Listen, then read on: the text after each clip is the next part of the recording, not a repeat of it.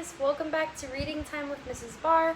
We are reading the Chronicles of Narnia, and we are currently reading the book The Magician's Nephew, and are on chapter 4, The Bell and the Hammer. There was no doubt about the magic this time. Down and down they rushed, first through the darkness, then through a mass of vague and whirling shapes, which might have been almost anything. It grew lighter. Then suddenly they felt that they were standing in something on something solid. A moment later, everything came into focus, and they were able to look about them. "What a queer place," said Diggory.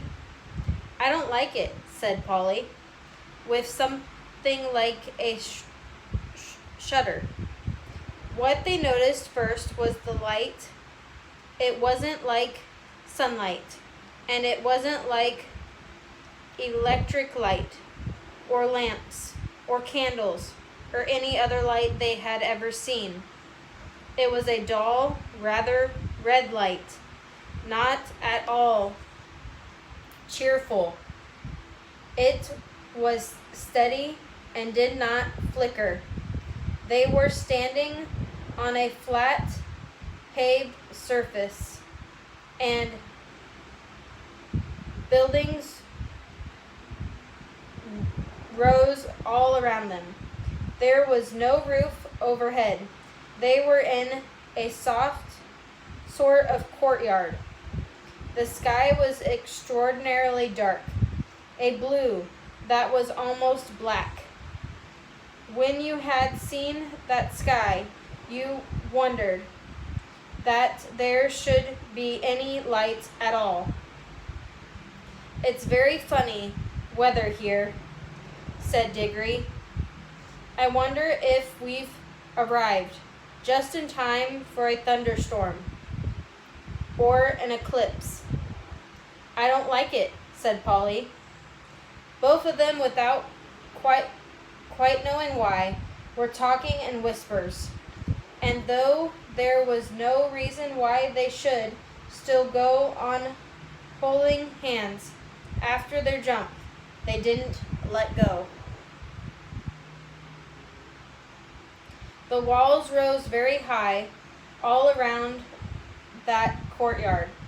They had many great windows in them, windows without glass, through which you saw nothing but black darkness. Lower down, there were great pillared arches, yarning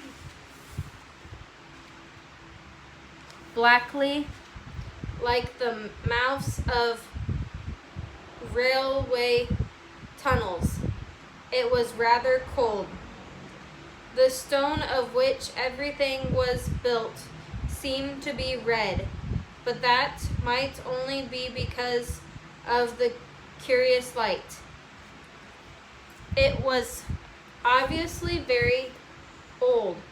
Many of the flat stones that paved the courtyard had cracks across them. None of them fitted closely together, and the sharp corners were all worn off. One of the arched doorways was half filled up with rubble. The two children kept on turning round and round to look at the different sides of the courtyard. One reason was that they were afraid of somebody or something looking out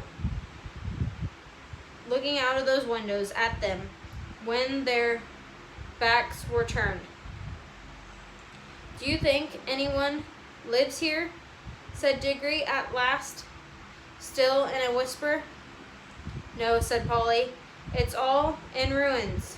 We haven't heard a sound since we came.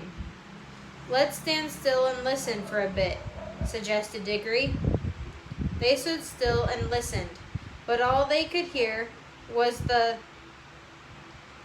thump, thump of their own hearts. The place was at least as quiet as the wood between the worlds. But it was a very different kind of quietness. The silence of the wood had been rich and warm. You could almost hear the trees growing and full of life. This was a dead, cold, empty silence. You couldn't imagine anything growing in it. Let's go home, said Polly. But we haven't seen anything yet, said Diggory.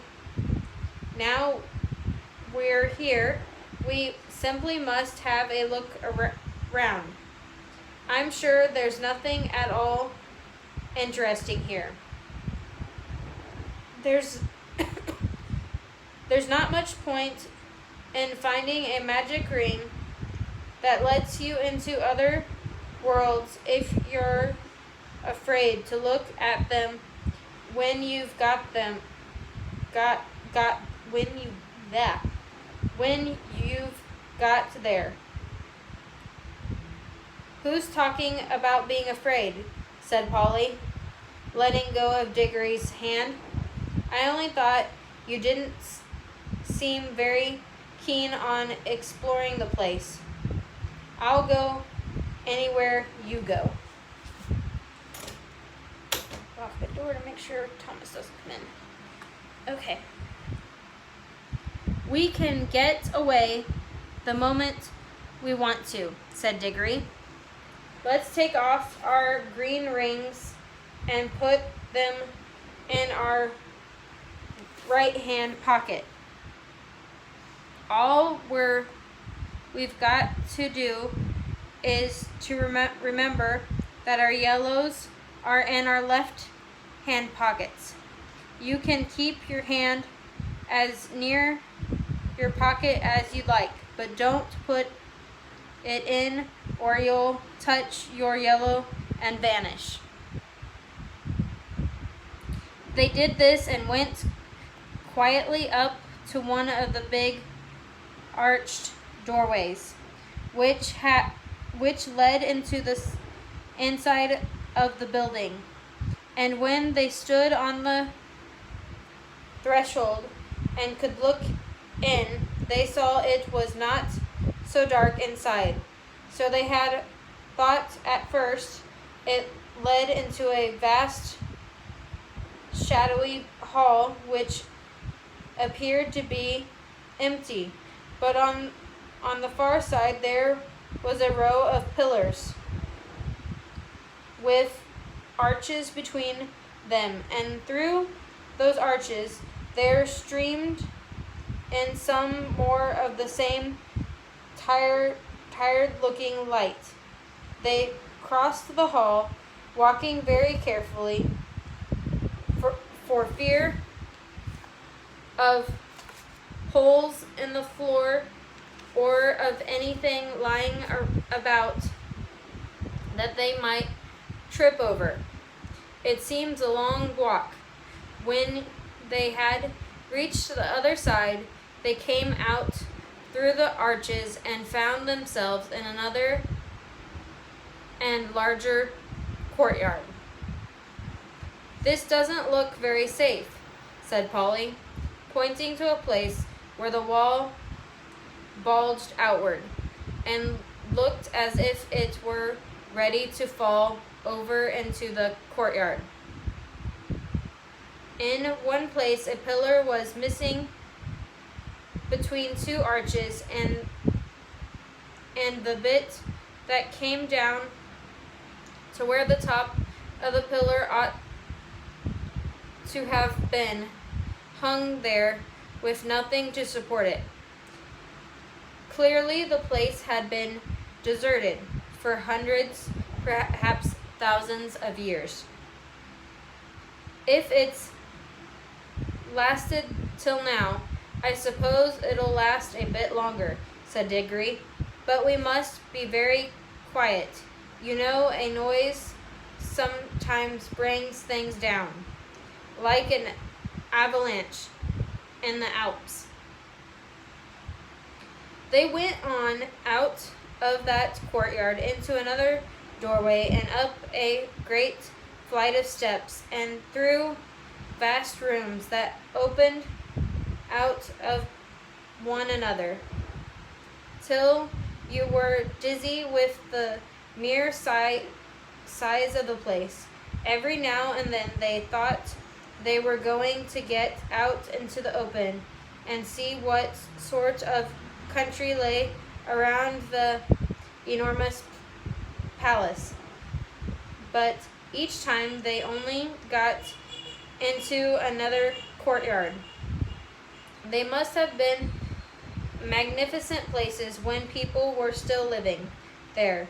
And one there had once been a foundation, a great stone monster with widespread wings, stood with its mouth open, and you could still see a bit of piping at the back of its mouth, out of which the water used to pour.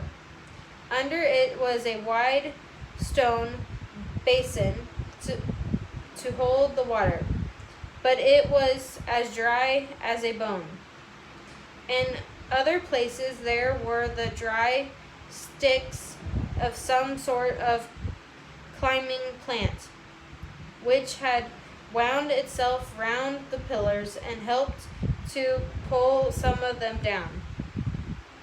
But it had died long ago, and there were no ants or spiders or any of the other living things you expect to see in a ruin. And where the dry earth showed between the broken flagstone, there was no grass or moss. It was all so dreary and all so much the same that even Diggory was thinking they had better put on their yellow rings and go back to the warm green living forest for the in-between place, where they came to huge doors of when they came to huge doors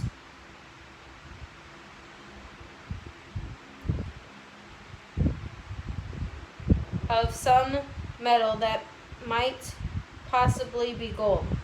One stood a little ajar, so of course they went to look in. Both started back and drew a long breath, for here at last was something worth seeing. For a second they thought the room was full of people, hundreds of people, all seated and all perfectly still. Polly and Diggory, as you may guess, stood perfectly still themselves for a good long time, looking in. But presently they decided that what they were looking at could not be real people. There was not a movement nor the sound of a breath among them all. They were like the most wonderful waxworks you ever saw. This time Polly took the lead. There was something in the room which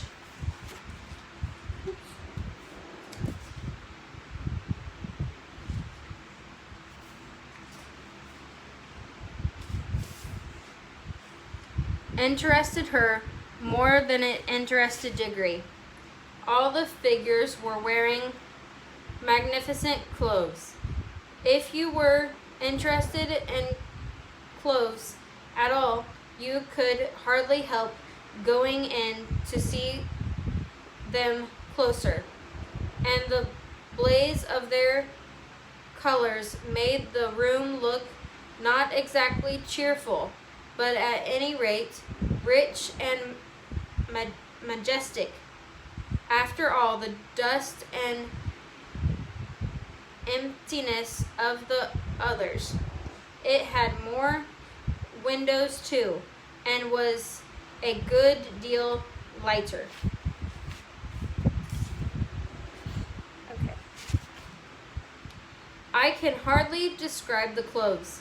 The figures all robed and had crowns on their heads.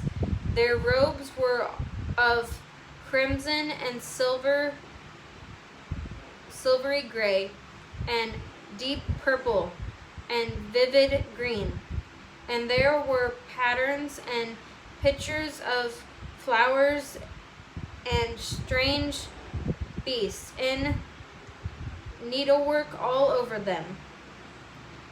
Precious stones of astonishing size and brightness stared from their crowns and hung in chains round their necks, and peeped out from all the places where anything was fastened. Why haven't these clothes all rotted away long ago? Said Polly. Magic, whispered Diggory. Can't you feel it?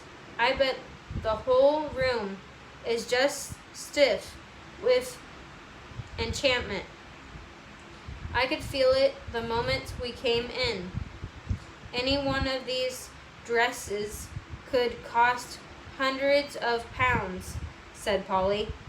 But Diggory was more interested in the faces, and indeed these were well worth looking at. The people sat in their stone chairs on each side of the room, and the floor was left free down the middle. You could walk down and look at the faces in turn. They were not nice people, I think. They were nice people, I think, said Diggory. Polly nodded. All the faces they could see were certainly nice. Both the men and the women looked kind and wise, and they seemed to come of a handsome race. But after the children had gone a few steps down the room, they came to faces that looked a little different. These were very solemn faces.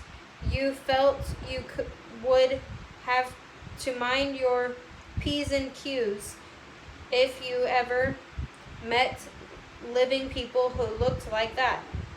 When they had gone a little further, they found themselves among faces they didn't like. This was about the middle of the room. The faces here looked very strong and proud and happy, but they looked cruel. A little further on, they looked crueler.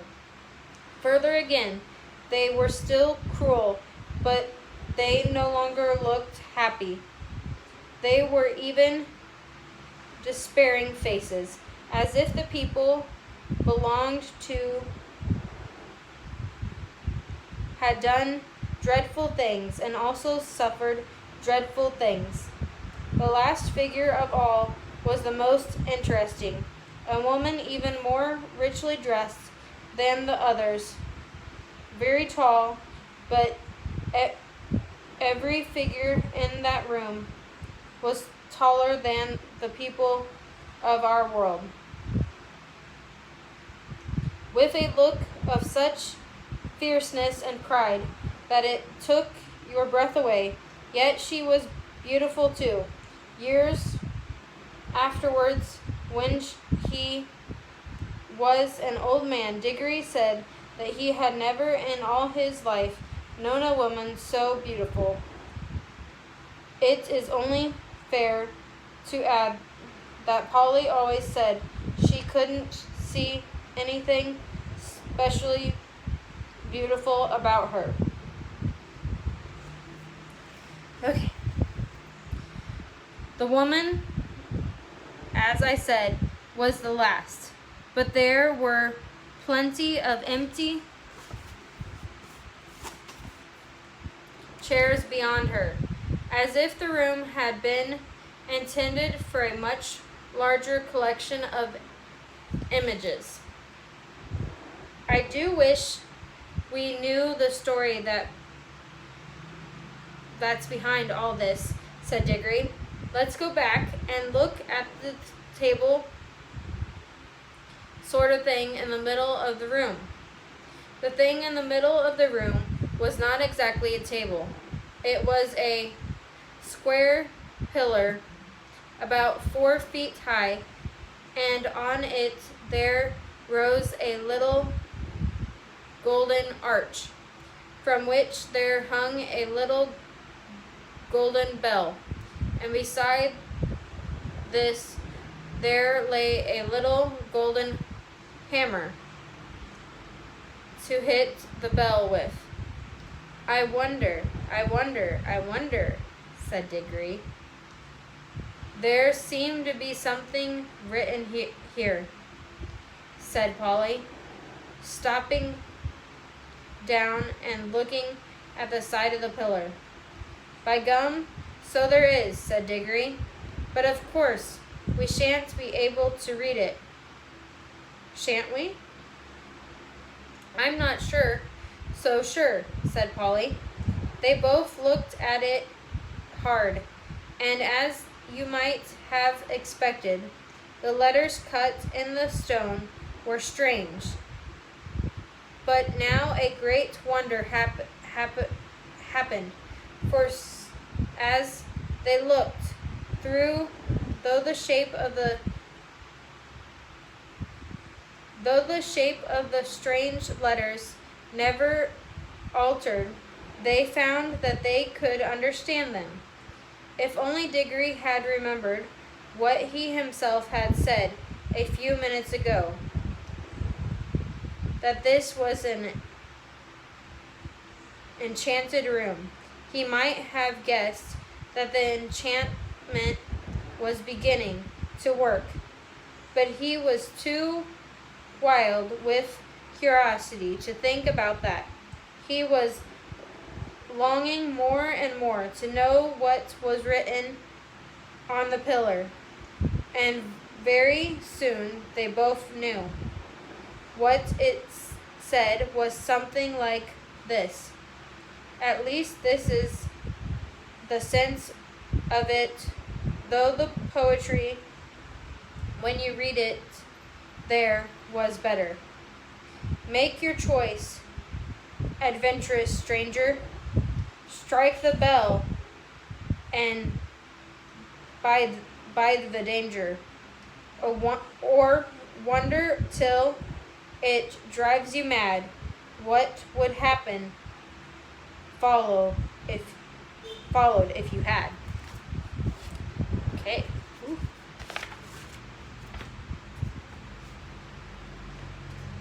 No fear, said Polly. We don't want any danger. Oh, but don't you see it's no good, said Diggory. We can't get out of it now. We shall always be wondering what else would have happened if we had struck the bell.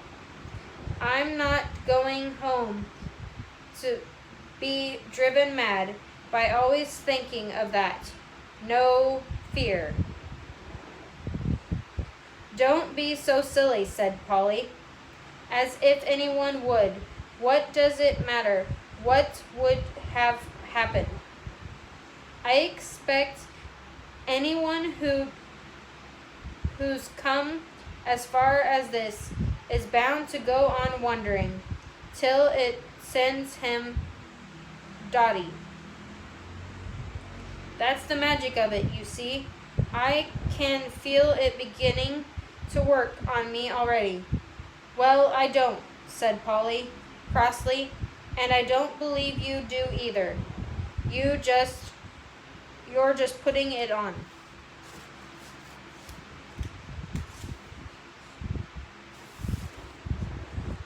That's all you know, said Diggory. It's because you're a girl.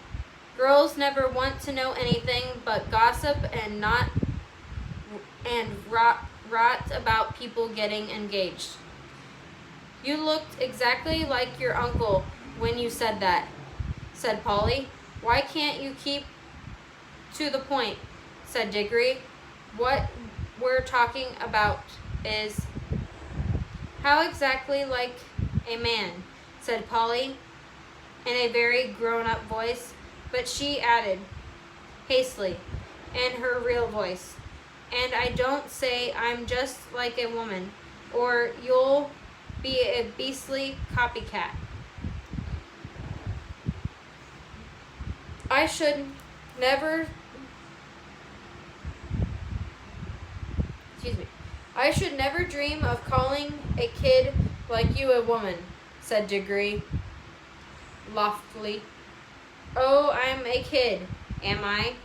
Said Polly, who was now in a real rage. Well, you needn't be bothered by having a kid with you any longer than then.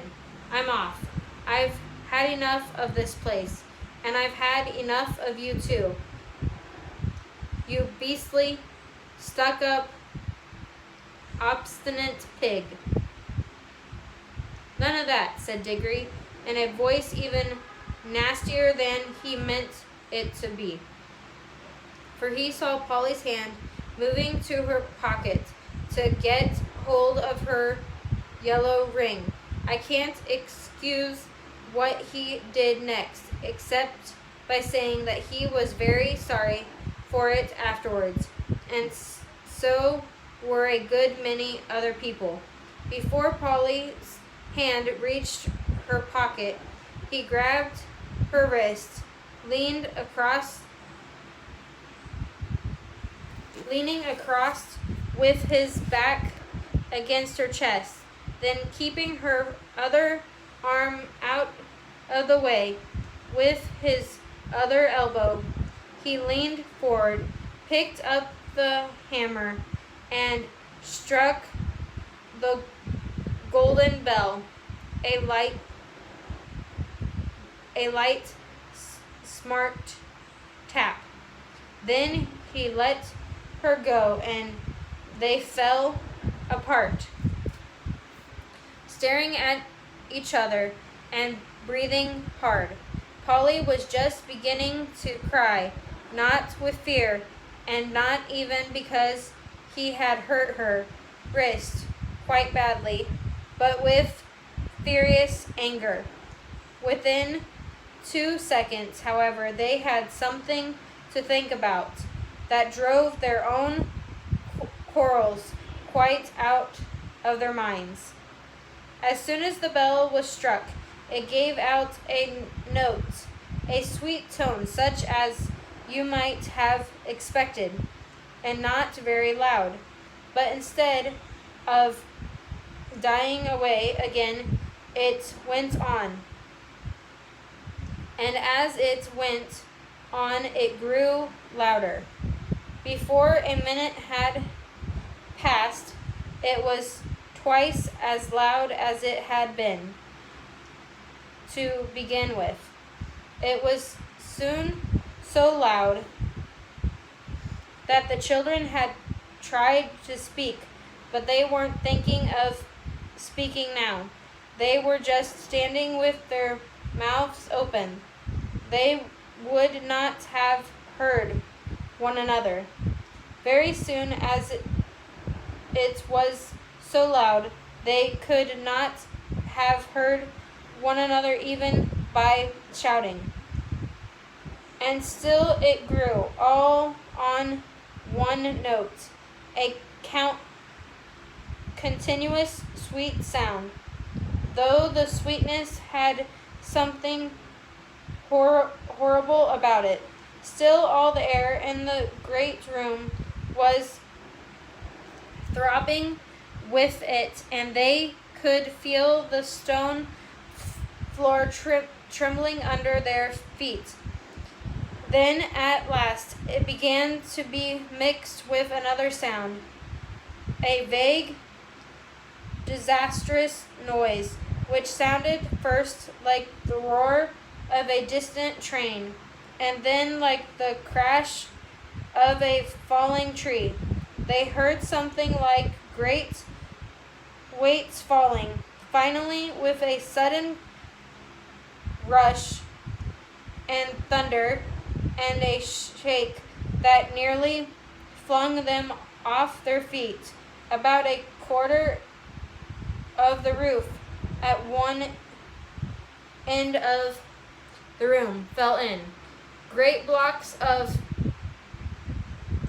masonry fell all around them, and the walls rocked. The noise of the bell stopped. The clouds of dust cleared away. Everything became quiet again. It was never found out whether the fall of the roof was due to magic or whether that unbearably loud sound from the bell just happened to strike the note, which was more than those crumbling walls could stand. There, I hope you're satisfied now, panted Polly. Well, it's all over anyway, said Diggory, and both thought it was, but they had never been more mistaken in their lives. That is the end of chapter 4. We'll see you next time. Bye. God bless.